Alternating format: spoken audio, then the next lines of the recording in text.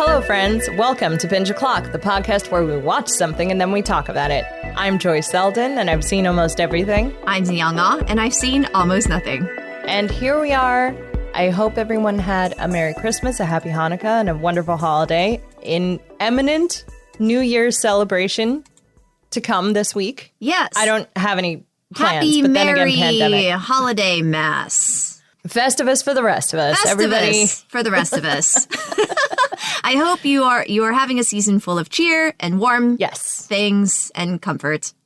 Yes. And I have once again subjected Danielle to one of my favorite Santa Claus movie, which is an origin story for Santa Claus that I really like. And that, I don't know, I feel like a lot of people haven't seen it. Not a lot of people really care about it, which is also fine. And, I think that we've been cheating a little recently when it comes to the movies. I've seen maybe 50% of them when I was younger, but then had forgotten about them. This one I had never seen nor heard of before, which was a surprise. Because I feel like this would have been cleared by your parent. Well, we'll get into that. We'll get there. We're jumping the gun. We're jumping the gun. I just real quick overview of the plot.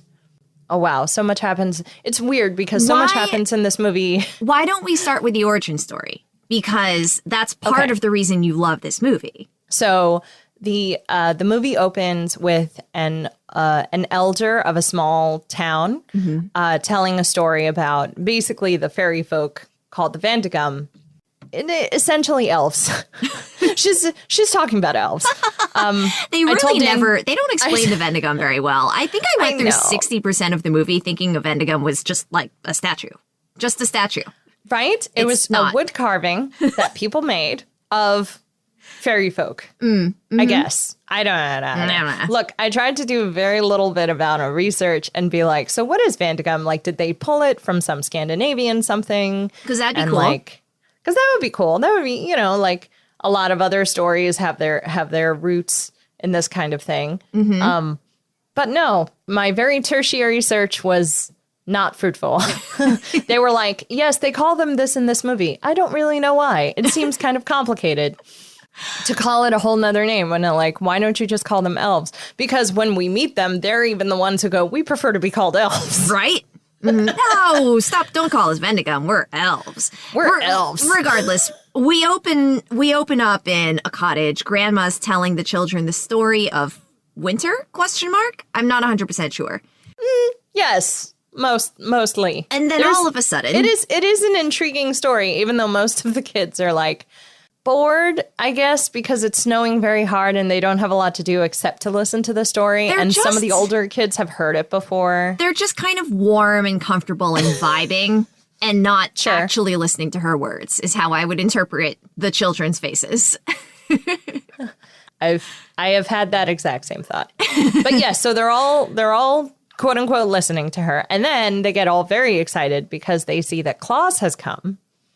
And Claus is a big, large man who is a toy maker and something of an engineer and an inventor who makes toys for children and distributes them on Christmas. And he travels with his wife and his 2 reindeer sleigh with Donner and Blitzen. Is it Donner and Blitzen? Honestly, oops. I don't know, but it's okay. Oops. I think it's Donner and Blitzen. Sorry. That sounds right. This is one of those things where I've seen it too many times and now I don't remember the names of the reindeer. But he has 2 that pull his sleigh who he loves dearly and who get him, out of the snowy jams that he seems to get himself into most of the time. Most of the time. I was going to say until the final snowy jam, which the elder lady tries her best to warn Uncle Claus and Anya against going into the storm. But of course, no child can go giftless on Christmas. And so they sleigh off into the storm and end up freezing to death. Literally, they die. Now, okay, the only reason I say this with a smile is because the entire evening while we were watching our various Christmas things in preparation to record this, I had a bunch of things where I was like, see, my headcanon is that they died. And then this is the dream sequence of them after death. Right. when the thing that I love the most has a canon death, and then it's like, yes, they have been reborn, and now they are immortal, and they will forever live with the elves in the real North Pole and make toys for children on Christmas because it was foreseen and it was a prophecy, and he is Santa Claus, and that's it. That's the story. That's the story. And it is the story. A Christmas star shines upon them. One of the reindeer wakes up his buddy. It's very cute. Mr. and Mrs. Claus are revived. Can we talk about the reindeer for a second? They're very cute. They're very cute. So we had some obvious animals. Now, I don't know if they were actual reindeer. The antlers they put on them were not real. Oh, they were. Could they? Some of them were just regular deer with prosthetics. Either regular deer or like adjusted other animals. But like, what animal would that be? That's not a dog. That's not a horse. It's not. What is it? Dog. It's not a dog. But like I don't know. There's a lot of four-legged. I was naming big four-legged things, and the first place my brain went was dog. The second place my brain went was horse, and I was like, well, it's not a dog and it's not a horse. What other trainable four-legged things are there? Okay, fair. The point is, at least some of the antlers were obviously fake. No. I'm agreeing with you. I just don't know what animal that is. I just don't know what animal that is, if not a deer. It's just funny because it didn't come across like, yes, reindeer, but I always thought reindeer were bigger. Yeah, they were just so perfectly fluffy, and I think they did a really good job, speaking of the animatronics, of actually giving the reindeer facial expressions, like their eyes and mouths move in a very specific way, and they're actually able to look at each other and kind of communicate via their looks. Like, it's all very good. Yes. They make them so human. Lifelike, yeah. Yeah. And I like, when I genuinely say, like, I don't know how they did that. I don't know how they did that. It's a skill, and it's a beautiful skill when it works. And every time they're on screen, you just kind of want to throw your arms around their necks because they just look so... They're so cuddly. They're just so cute. Okay, I can't...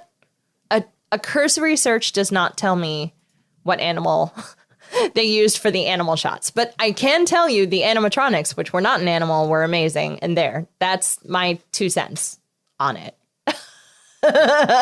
Done and dusted. But no, I love the reindeer so much. Anyway, we were talking about plot. So we were. I mean, just breezing quickly over the beginning, right? Because once Mr. and Mrs. Claus are revived and come back alive, just a group of elves just kind of emerges from the mist. They're all holding these Christmas candles. I really want those candle holders too, by the way. The candle holders are great. And I just think the movie did such a good job of setting up this Christmas magic without it being, I don't know, what's intense. The word I'm looking for? No, yeah, it's not super... Or not intense, I'm sorry. I mean overt is really what I mean. Mm-hmm.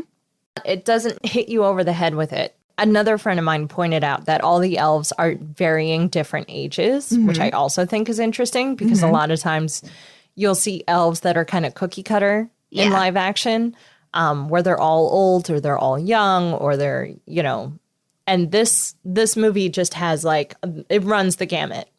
They are all male, though. So they're all male, they're all varying ages, and they're all immortal? ? So that really just begs the question, how? I know. Because elf? When they are, how do elf? When they're all the same age and are immortal, then you can just imagine they come out of an egg, basically, like that. But clearly, this is actually my headcanon that they all just hatch.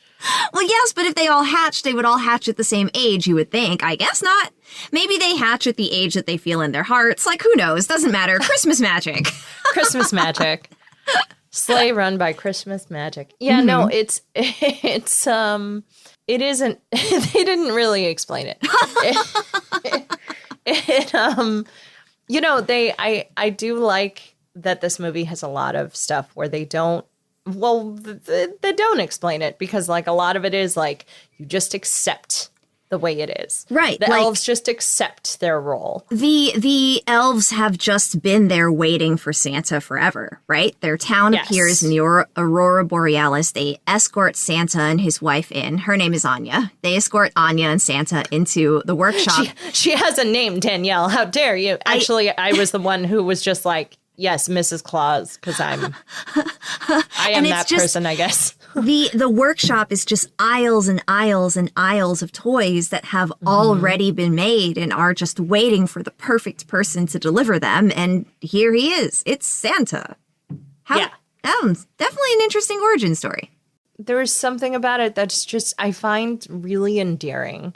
Like that, you know, this was always going to happen, that the legend of Santa was always going to happen, that they had a prophecy and that they were like, no, we know exactly when he's going to appear. You know? And then everything kind of seems to take care of itself. Right.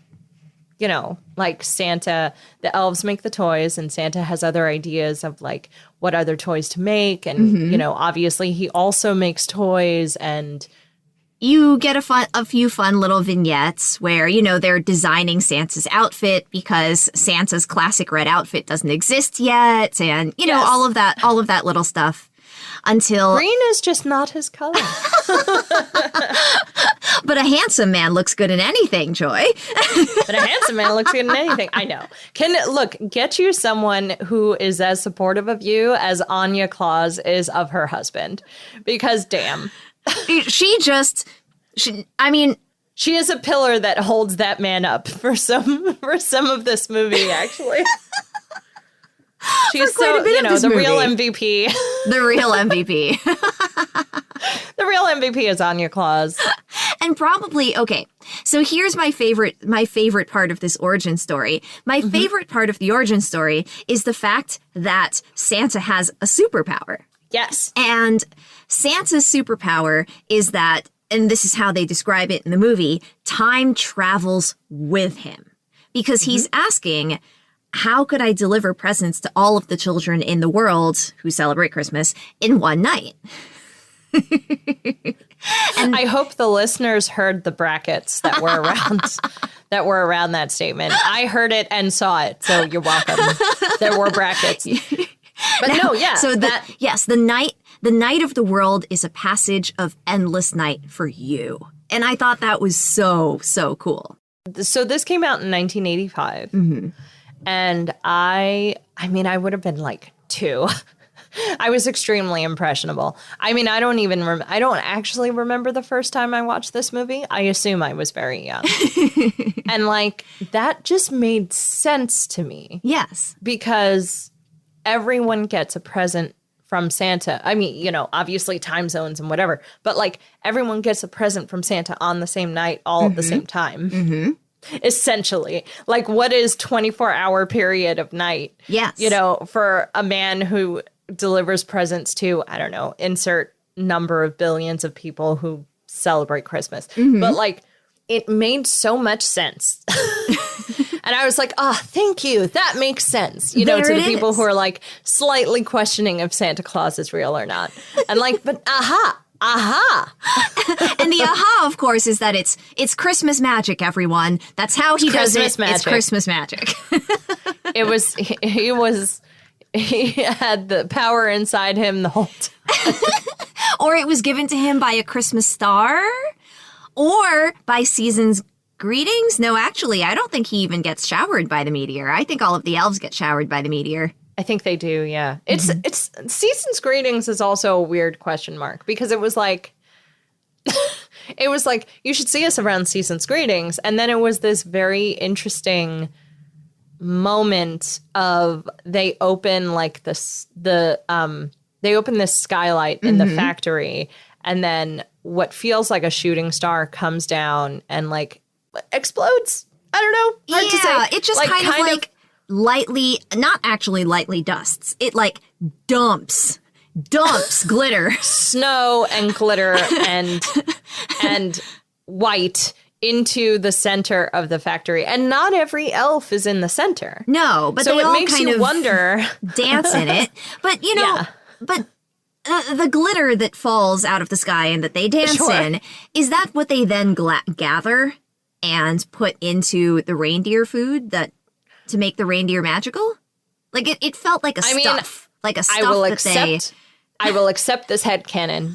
I mean, here's the thing. I think the season's greetings thing is an opening of the year for them. Because we also never see it again. So it's kind of implied that like it happens again and again, though. Every because year.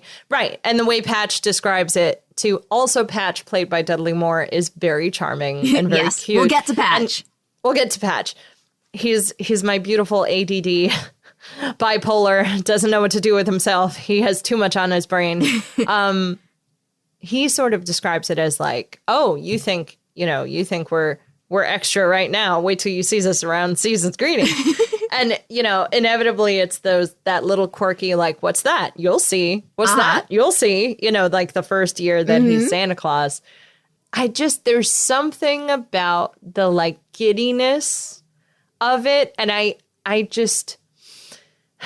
wonder if season's greetings for them is like whenever other families have those traditions of, I didn't have a very consistent Christmas tradition, but I mean, I know other people like usually a week after Thanksgiving or even on Thanksgiving, a lot of people will like get a tree and start decorating it or, they'll have and it's 3 weeks until Christmas. So we get our tree and we decorate it and it's the whole family and that kind of thing. Right. I wonder if this is that for elves.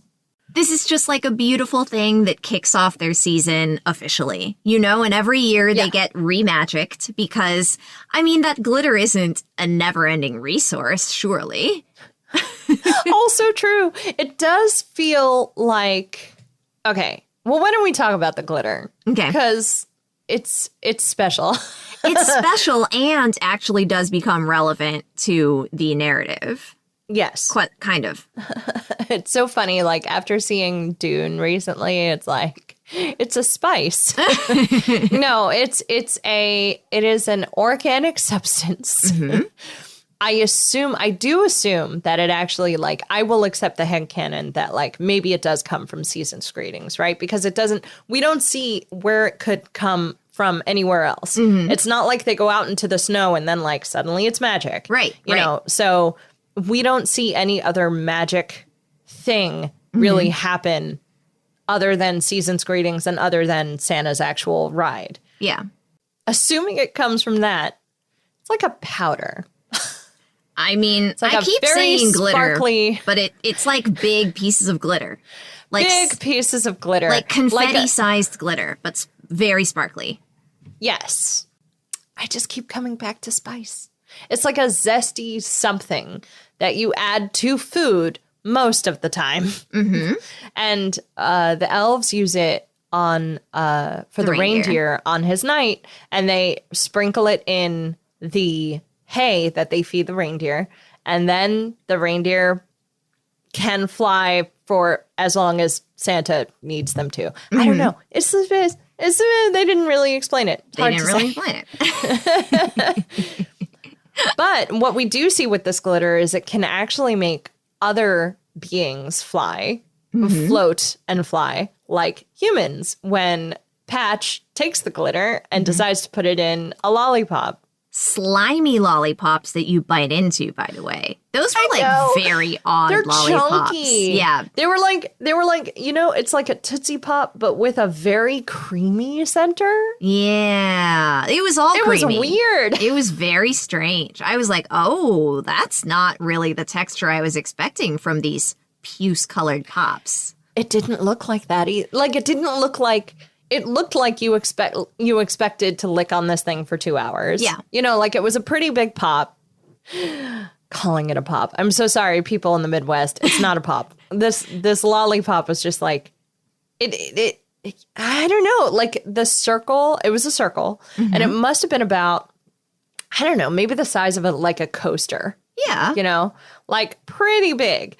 And the first time we see somebody eat it, it's a governess watching a little girl, you know, sort of this rich family, and she's just taking care of this little girl, and she's like, "Are you sure you don't want it?" And the little girl's like, "No, I'm not interested. You have it. It's fine." And the governess eats it, but like it's cake. She's eating it like it's.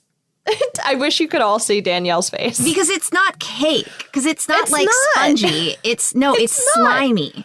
It is soft and slimy, and you bite into it. Regardless, it makes you fly. So I guess it's all worth it. Now, we didn't ever explain Patch. Because we meet Patch pretty early on, right, in the movie. And it's revealed that Patch is a bit of an engineer. Mm-hmm. But his ideas are a little bit too outlandish for the rest of the elves, who are really more just used to making wooden toys, like non-mechanical wooden toys.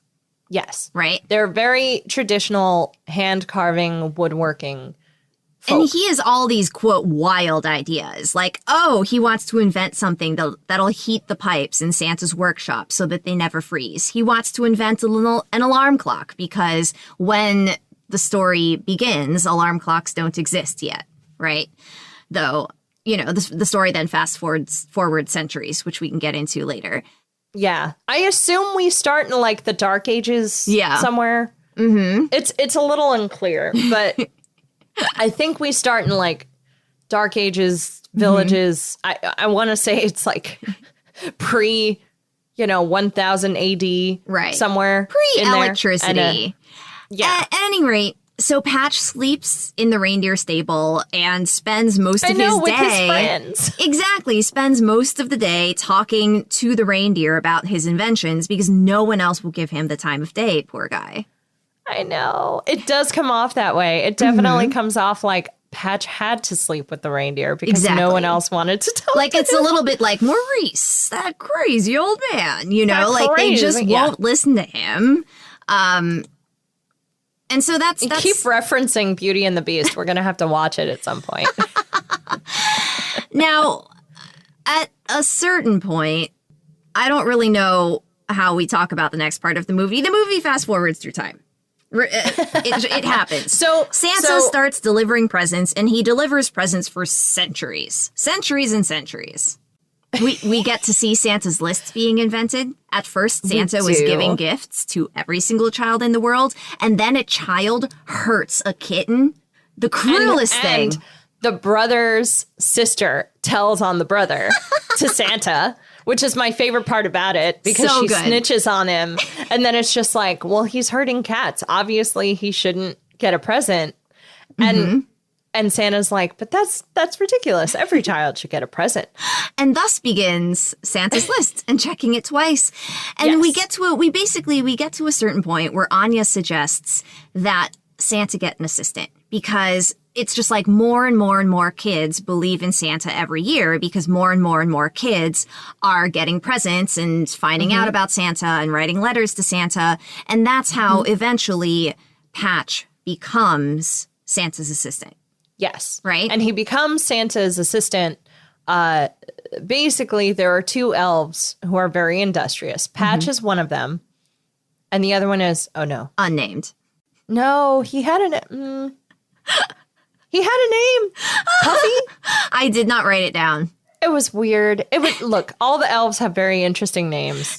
Not all of them make a lot of sense, which is why it didn't quite register for me. It also just didn't feel important because... It didn't feel important. TLDR, this other elf loses. Yes, the other elf is a much more traditional elf that is like, again, very work with your hands, woodworking toys, slow and steady, that kind of thing. And Patch is not about that. Patch is about automation and the latest invention and getting things done fast. And he realizes that one of the ways he can win Santa's affection is by getting a lot of toys done very quickly. And the problem is his quality control suffers. Now, whether or not it was intentional, You know, like maybe he tested the first couple of ones and then he like sped up the machine and wasn't paying attention. That's exactly what happened. Yeah, but we don't really see where it messes up. We just see the machine going too fast and then just see these toys being turned out and like it's a mountain of toys. And Santa's like, well, of course I choose you. Look at your output. That's amazing, you know. And unfortunately, when the toys are delivered to the children, they start to break down and break apart and actually get returned to Santa's workshop. Which it becomes kind of an interesting plot point in the movie that all of these kids all around the world have been writing letters to Santa asking for toys. And then all of a sudden, the toys they received from Santa break whenever they use them. And then all of the kids in the movie start getting this idea that the presents you get from Santa are cheap. Yeah. And so you should get presents from elsewhere, not from Santa. Cue John Lithgow's character. Yes. BZ. BZ. BZ. Does he even have, is that his first name? Does he have a last name? Is he just called BZ? It doesn't matter. Doesn't matter. Doesn't matter. John Lithgow as BZ. BZ. Oh boy. I love a dude who's just happy to play a villain. And he was just happy to play a villain, man. He was so into it. He understood the assignment. He knew what he was here to do. And he just did it. And he was so good. He was so evil and so dastardly. And like, you didn't really sympathize with him. Not like in an evil that actually hurts people, you know? Like, well, he wasn't like murdering children or testing his products on animals or I don't know. You know, like no one was getting physically harmed. It was the like banality of evil. Yes, exactly. Like he was just he did make toys that were hazardous. Yeah, in like a kid movie kind of way though. Like kid movie hazardous. Like you float towards the ceiling and all of a sudden you're stuck up there. You know, like No. I'm talking about the toys before you float towards the ceiling. I'm talking about the reason that there's a Senate committee meeting. For example, the doll, what was that, like a doll or a bear or something that is instantly flammable if any ember touches it and all of a sudden it sparks into flame. And I was like, this is 1985. People are still like smoking like chimneys. Yeah. And I instantly had the thought of like that is a hazard. Like you could kill so many children with this toy. Because like how many parents are smoking like chimneys in their home? And then the bear, they like unscrewed the head and it was sawdust, glass, and nails. This like cartoon villain bad guy, you know? Exactly. Like toys just so cheaply made they were dangerous. Yes. And so that's his whole thing. His whole thing is that he would like to make a lot of money right now. Yes, and it doesn't would like matter, to make a lot of money as cheaply as possible. As cheaply as possible. It doesn't matter if he gets in trouble, because if he gets in trouble, he'll just run away to Brazil or wherever it is he was going to run off to. It was Brazil. It was Brazil. It was Brazil. With, what was it? Towser. With his assistant, Towser. And he's slimy and wonderful. Like there's something about him that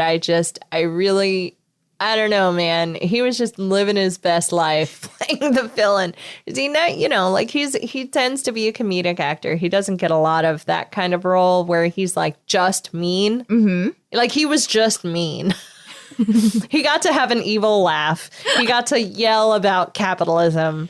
So true. I think there's a scene where his niece walks into his office and literally he does the chair turn to face her with an evil laugh. I know. That's the reveal of like, that's who her uncle is. So the rich girl that we meet has this like absentee uncle. Her parents passed away some unknown way, and now she's like the ward of her uncle. But he's never there. And she just has this governess who takes care of her. And they live in this giant house in Manhattan.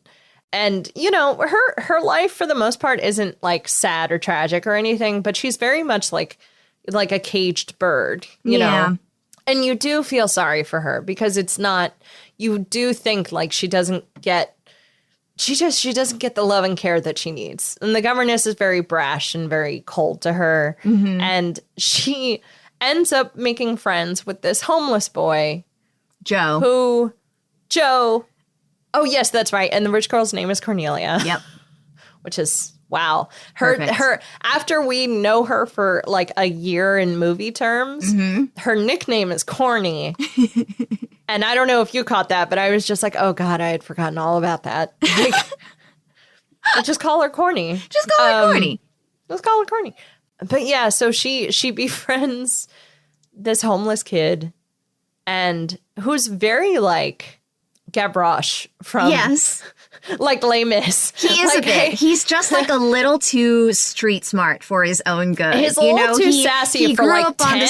He grew up on the streets and in shelters and just grew up. He grew up very, very quickly and has kind of lost his childlike wonder of the world, which is why, or part of why Santa connects with him and decides to take him on this sleigh ride to kind of help him rediscover that side of him. Yes. And he definitely is very combative, let's say. Yep.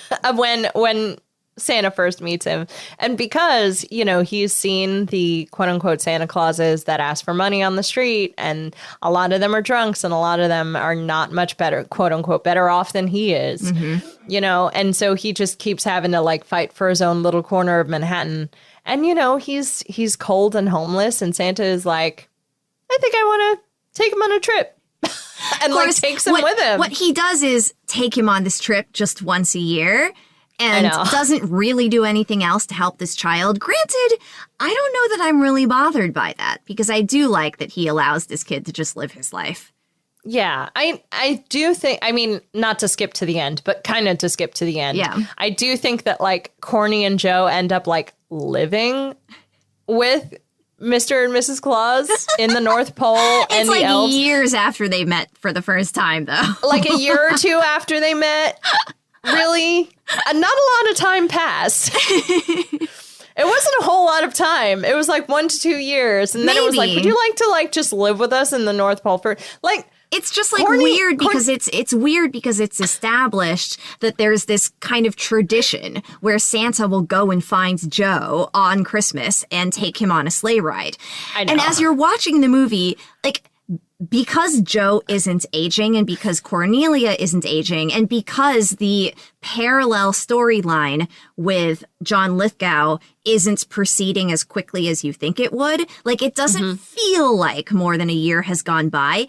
And yet Santa and Joe have a tradition somehow. You know, it's very strange. It's very strange. It's very strange. I think it's very difficult to know. Now, look, Joe is a homeless kid on the street. Cornelia is I don't know, will inherit everything after BZ is lost. But we'll get to that. Yeah, I mean, she's very well off. She's going to have people and I'm looking for her. Her parents probably put her money in a trust or something that she can't access until she's 18. You know, she's that kind of kid. Yeah, she's 100% that kind of kid. But I'm saying people will be looking for her. Oh. She can't just stay in the North Pole until she can't stay in the Northern Lights until it's fine. The movie kind of ends without really getting into it. I mean, clearly she can just kind of teleport back whenever she needs to, because Santa and the elves have teleporting powers too. That's true. So I don't think living in the North Pole is not like she's trapped there. She just like gets to live there. Yeah. It's Santa. You apparently are able. He's kind of like Nightcrawler in that way. Like if he holds your hand, you're able to teleport with him. So like he could 100% just teleport her right back to her house at any given point. For sure. I assume. I assume this. Although it might be proximity. He may have to bring the sleigh ride out to like actually do it. However, again, time travels with him. So it's fine. It's so complicated. Okay, so Patch and Beezy Form a partnership. Form a partnership. And this movie happened in the middle of the 80s, where we as a society had a huge boon in like television and toys and consumerism and Commercializing things. Yes, commercializing things and just, you know, sort of this, you know, revolution of like I just keep thinking about like TV and media where like you can have this outlandish television commercial from an elf talking about this like gift that everyone's going to get. Yeah. Regardless of Santa. Listen, I remember receiving videos from families who had visited America and recorded whatever they saw on TV, commercials included, and then they brought those videos back to Taiwan where I grew up. And those toy commercials were some of the wildest things my child brain had ever seen. Yes. They were hugely outlandish. Yes. So sometimes what I'll do is I'll look up some old Mattel commercials because there's such a it's just I don't know. It's a place and time. They were on another level. Yeah, we don't get commercials like that anymore. We really don't. I don't get songs stuck in my head. Like the songs I got stuck in my head. Like I can probably quote you the Crossfire. The Crossfire commercial, which was literally an action-packed commercial that was only 30 seconds long. And it's this game of like, the game itself is hilarious because it's just like, it's basically air hockey, but with like a little spinny thing, right? And so like you're trying to get this little piece into the other person's goal. But the commercial for it is so intense. And it was like a little action-packed game for 30 seconds. And it was like, the dudes playing were like really into it, and they were noticing, and there was lightning, and there were clouds, and they were on top of a mountain, and it was like that is not a thing that you see first of all anywhere else. Yeah. Or anymore. So it was that. It was like the outlandish commercial that went along with that, but also the idea of having like this year's toy. You know, this is the toy that, and everyone's rushing to the toy stores and trying to grab the last one because there just aren't enough for everyone. This year's toy, which in this movie, John Lithgow partners up with Patch, and the toy that they create is the slimy lollipop, which we have already discussed. Until, of course, the slimy lollipop is not making as much money as John Lithgow would like, which is an endless amount of money. There is not enough money. So John Lithgow's character is never We're going to give it away for free? Wait, I love the office scene between the two of them. We have to talk about the office scene. I mean, that's literally. Yes. Oh, no, I know.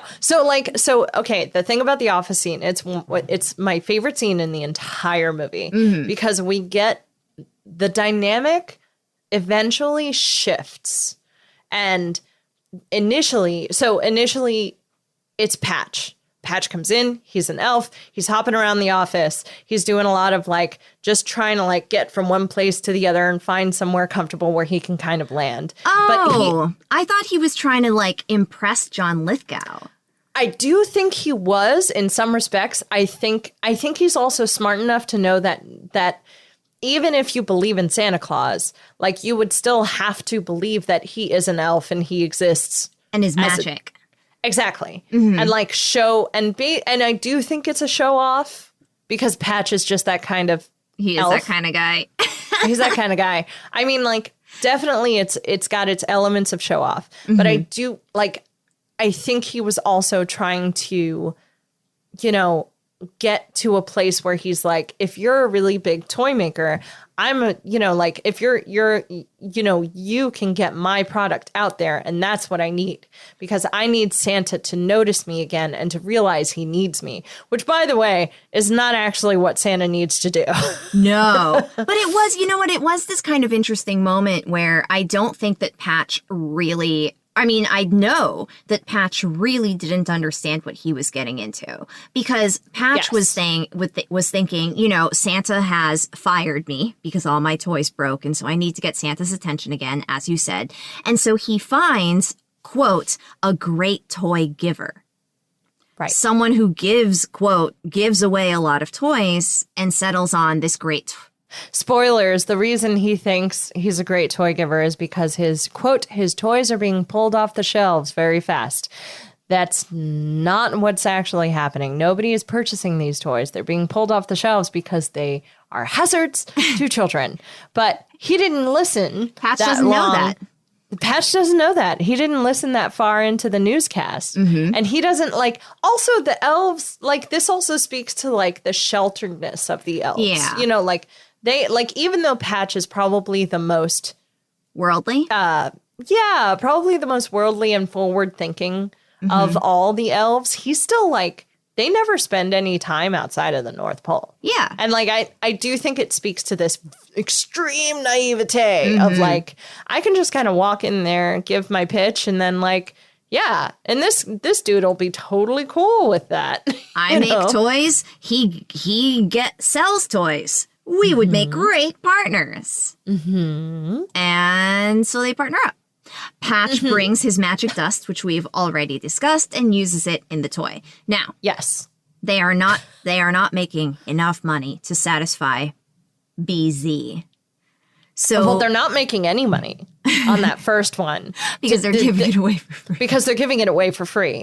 Now, BZ has decided to go along with this because he's hoping we give it away for free the first time. And then if it's as amazing as Patch says, we can charge whatever we want the next time. Classic.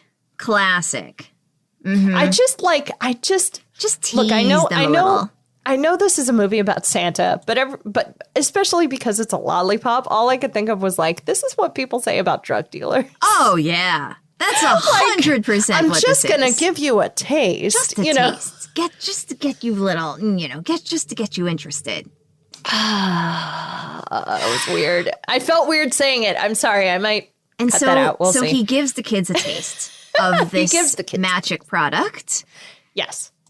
And What was your favorite in that montage, by the way? the kid who steals the cookies. Yes. Yes. The kid who steals the cookies is great. I really like the kid who dunks the ball. Oh, okay. The funny thing is look, I like them all, right? true. It's so hard to pick. The reason I like this kid who steals the cookies is it's this little toddler who's able to float up to the cookie jar, which is on top of the refrigerator, and finally take the cookies out by himself. Yes. And it was just the forbidden fruit, such a one-track mind. Yeah, Perfect. it was 100%. And also the timing of the mother turning around and being and the kid being going away with the cookie. I mean, how could you choose? For sure. And so, but yeah, so he does this. He does this for free. Doesn't charge it. Patch does this for free. Doesn't charge anything. And at the end of it, his interpretation is that I have proven myself to Santa that I can be, because the great thing about Patch doing this first time is it was measured. The kids only, they only kind of floated. Then they flew for a short amount of time. He took his time making it. And it was he even described it as it's super cheap to make because all it needs is me. And you've got me, and it's got a secret ingredient, and that's it. And he was meticulous. He did do this with thought in mind. And so he's okay, great. I've shown Santa what I can do. I'm going to go back to the North Pole. And BZ instantly is but what about the children, Patch? right. You can't, and you have to. We should give them a fond farewell. You should give. I love that he calls it Christmas 2. Christmas 2, March 25th. They're dying for a sequel. For a sequel. John Lithgow really gave Oscar-worthy performance in this movie, I think.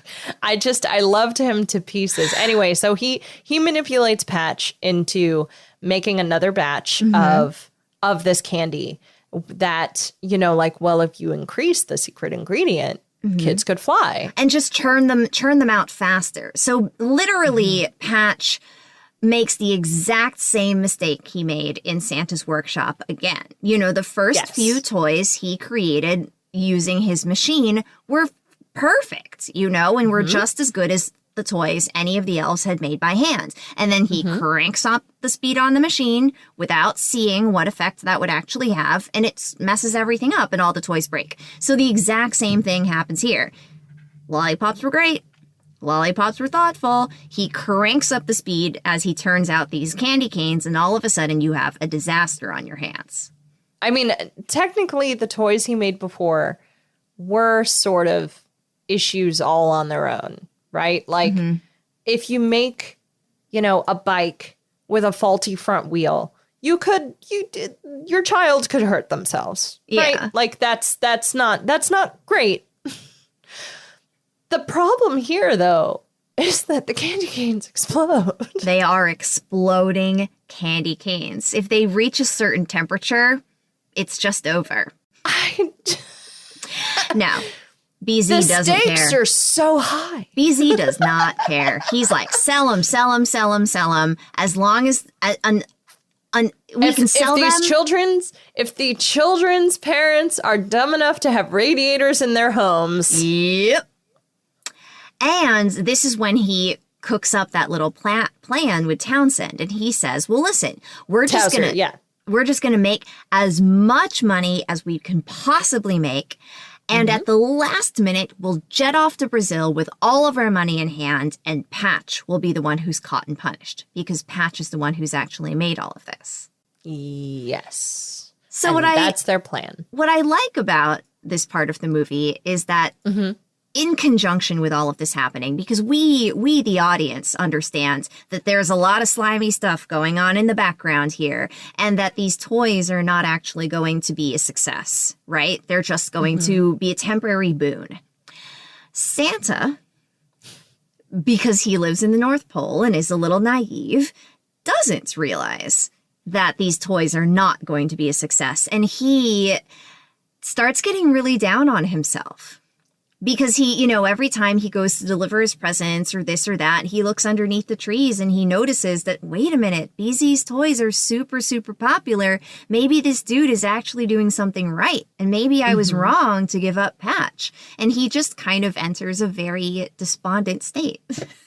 I know. Like, he gets depressed. He does. He's like, what am I doing wrong? What have I done with my life? Am I actually a good toy maker and a good toy giver? Maybe BZ is a better toy giver and Patch is a better toy maker.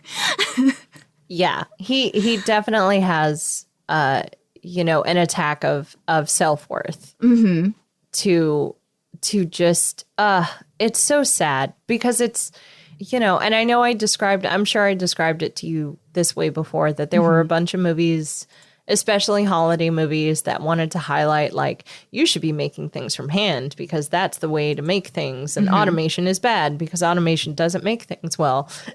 And that was definitely a theme here where they were like, we have to make them by hand, obviously, because otherwise they'll fall apart.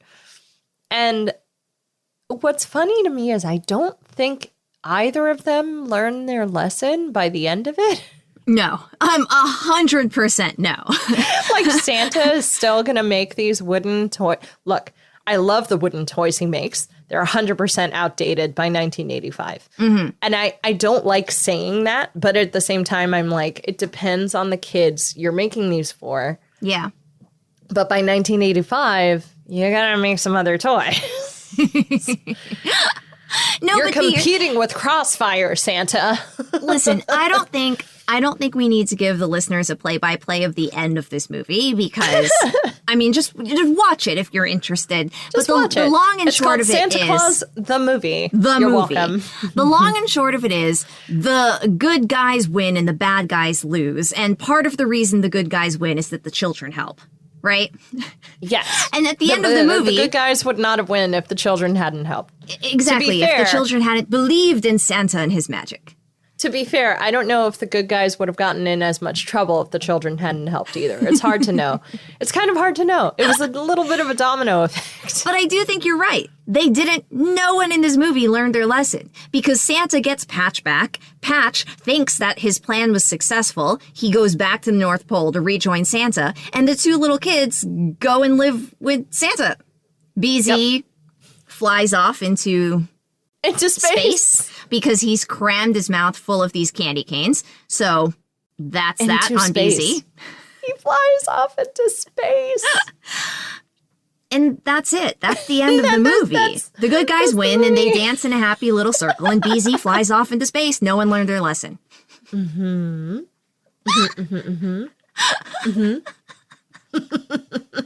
What's going to happen next year, Santa? We don't know. We don't know. I think we're down to one more things. Do you have a one more thing? My one more thing. You know, I know that we talked about how Anya was Santa's just like, what's the word I'm looking for? His rock. His rock. Yeah.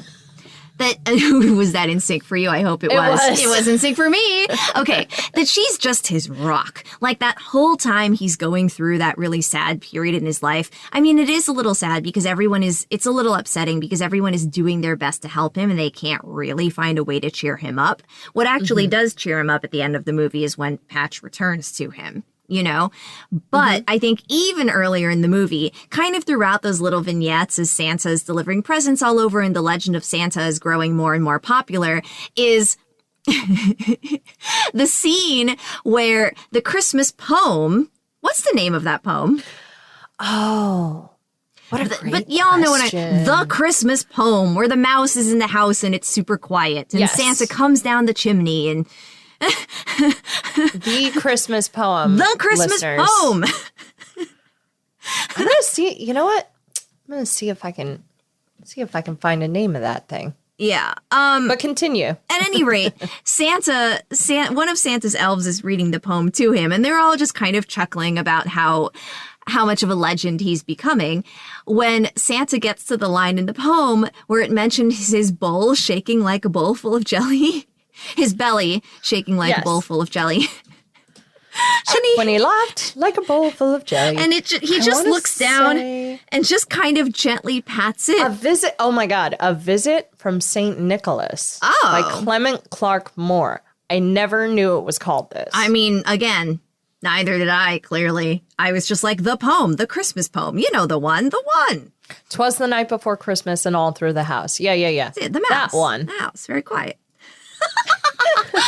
I'm summarizing this poem very well. Regardless, his belly is shaking like a bowl full of jelly, and Santa looks down and just kind of gently pats it in an upset way, like, "Oh, am I really getting a little tubby?" I know. He has the full moment. Anya's like, "Well, you know, the cookies." You know, it's so funny because it's Anya and it's also the elves and like. You know that way when you have like, there is a part of that moment where you have a friend who's always been large. Mm-hmm. And so you don't know how to tell them. And it's like, it's never really stood out to you before. And it's never because stood out to you. They've always been that way. And it's never something, it was never something that you thought was negative or worth mentioning. It was just who they are. And so they all kind of look at him and they're like, well, you know. Yeah. I know. And it's like, it's warm though. And it's not It is. It's not a teasing moment. It's not a teasing moment. It's not a fat shaming moment. No. It doesn't feel like that. It's just one of those things where it's like, oh, is that the first thing people see? You know, like it's one of those moments. And then he eats vegetables for like a day or two and then gives up on that and eats cookies and it's fine. But like because everyone loves him for who he is and it doesn't matter. Everyone loves him for who he is. And he's just a big dude. John Huddleston plays Santa Claus, who, you know, it's one of those things where like you see him out of the Santa Claus makeup and you see him do other stuff and you're like, that guy played Santa Claus? Really? I also, okay, so my one more thing. Oh God, do I have two? Oh no. One more thing. One more thing. Okay, 2. but one of them is very quick. I love that his giddy up for the reindeer is yo. Yo! Yo! And then the reindeer just no to go. And then my second thing is my favorite line in this movie is when a character describes his favorite color, which is puce. Yes. And I have quoted this to people where I'd be like, what's your favorite color? Puce. What's puce? It's kind of like fuchsia, but a little less lavender and a bit more pink. There's something about it that's like, I've thought about this. Perfect. And I know this color. Mm-hmm. And yes, someone has finally asked me what my favorite color is. And it's puce. And you know, puce. Until that line in this movie, I really thought puce was a kind of green. I really, really did. Right? It's not. I was incorrect. No, it's kind of like fuchsia with a little less lavender and a bit more pink. You're welcome. You're welcome, listeners. Now you know what puce is too. I think we did it. I think we did it. I think with just, that extra morsel of knowledge to sustain you for the rest of your day or evening or whatever time it is you enjoy listening to this podcast. Yes. And we hope you have a good rest of your year, your new year, and we will see you in 2022. Oh, boy.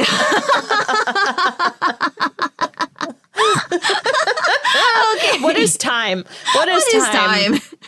It doesn't exist. It doesn't matter. It's fine. Okay. Well, between now and 2022, we would love to hear from you. Please check us out at Binge O'Clock Pod on Twitter and Facebook, where you can answer the question, how would you cheer up an upset Santa?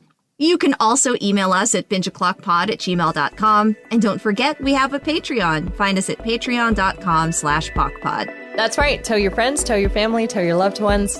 Tell the Christmas crabs in your life about Binge O'Clock, and we will see you next time. Christmas crustaceans. The Christmas crustaceans.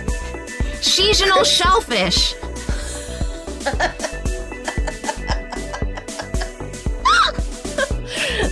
That should go in the end of the episode. Seasonal shellfish.